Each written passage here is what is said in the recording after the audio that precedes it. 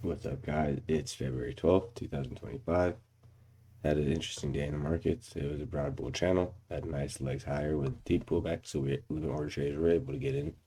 We had a visible three legs. You call it spike and pullback, call it many things. The reason I'm sending this to you guys pretty late, I I messed up pretty bad pre-market yesterday, and I lost all my accounts right around here.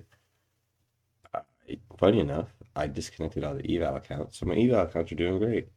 But my live accounts, I came about $10 within $10 of passing, and I moved my TP up, and then it reversed and stopped me out.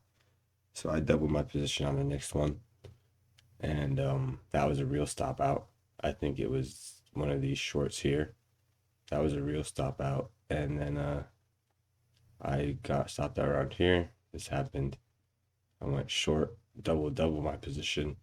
The next thing you know, I pretty much blew the account out right around here in less than like 3 or 4 trades of doubling my position.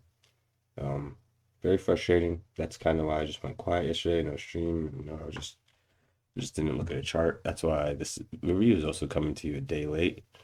It's gonna be a little bit hard to talk about the context because we got a big gap down. So that's gonna be funny. Pretend like it didn't happen, but it's happened. So yeah, that's that. That's what happened. That's where I've been. It'll be a quick one because the market opens in 30 minutes, and when you get ready for that, I will be streaming.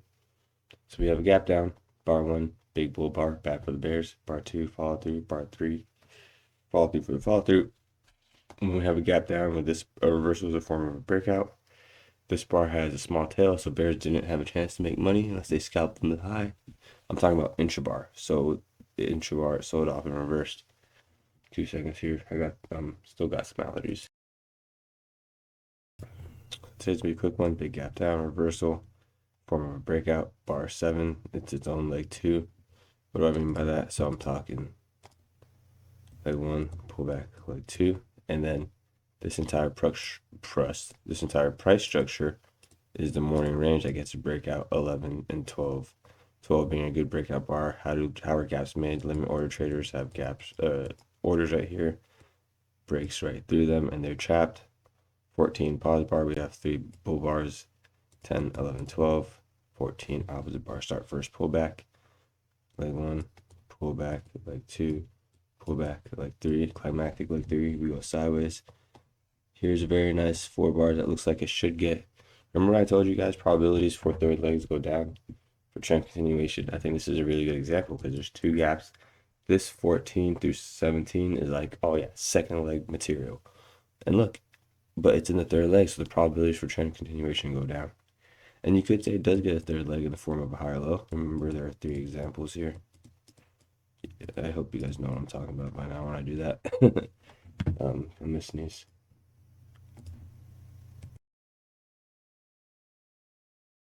But if you don't know what I'm talking about, just drop a comment and I will explain it in today's video because today's also gonna have its own video at the end of the market.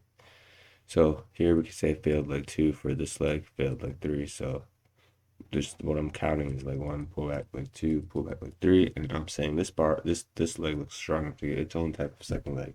However, it's a leg 1, pull back leg 2, pull back leg 3. So those 3 legs fail. Bears get a very strong second leg down. Leg 1, pull back leg 2. Give me 2 seconds about this sneeze. You can hear it.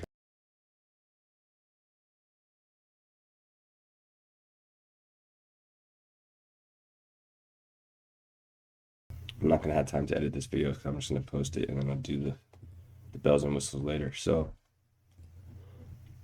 leg 1, pull back leg 2, pull back leg 3, and this is strong to get its own second leg, but it comes in the form of a higher low. Again, same situation here.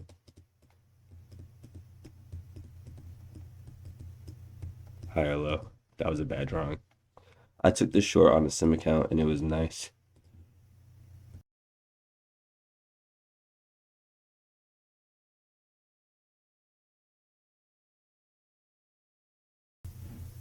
Filled pretty quick trade, all bear bars, and then it rallied. That was that. I took another trade on Bitcoin and got stopped out, but it was sim, and I just was like, I'm not even looking at a chart. That was all I did yesterday, and I just did nothing yesterday. I ate a bag of hot Cheetos and looked at myself and said, "This is why I call myself Ding Dong." So yeah, another three legs, leg one, pull back, leg two, and also fractal, leg one, pull back, leg two, pull back, leg three. Multiple wedge bottoms, leg one, pull back, leg two, testing the breakout point, rallies, third leg, high, low probability for trend continuation, and that happens. So yeah, today was an extremely quick one. I kind of did it just to keep to start the momentum back up because I missed a day after a year, I guess. But I got slaughtered, man. I lost $3,000 on one account, 1,600 on the other account, 1,600 on the other account. I was very, very, very close. It was like within $1 of getting payout. So I want you guys to hear that. So I'm about to sneeze.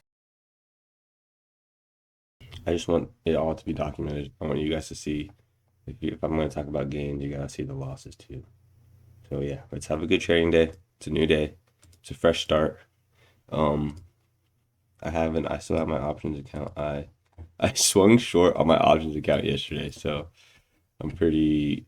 I kind of want to hold because I know this is gonna get a second leg, but I'm not willing to really sit through a pullback. But I do think this bar is strong enough to go down to here. I do have to sell out next week on my options, so we'll see. We'll see. I might just hit out. I'm into taking profits now. I'm not. Yesterday's experience showed me a lot of kind of snapped me back into I need to take profits and I just re-roll and things like that. Anyways, you guys have a good one. Have a good trading day. I'll talk to you guys later today. Thank you for tuning in, and I'll see you guys live in a little bit. Thank you. Bye.